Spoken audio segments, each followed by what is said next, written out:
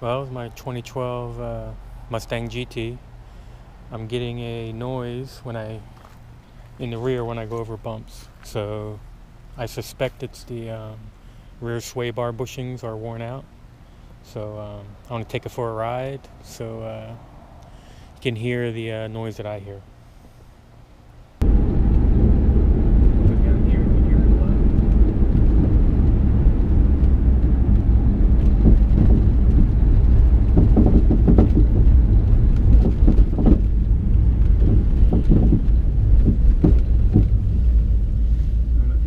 But that's the noise.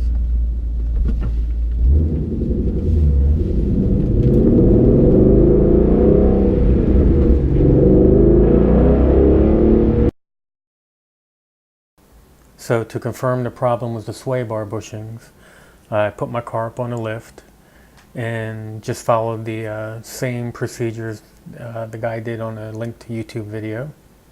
I didn't have a camera with me at the time, so it's not recorded.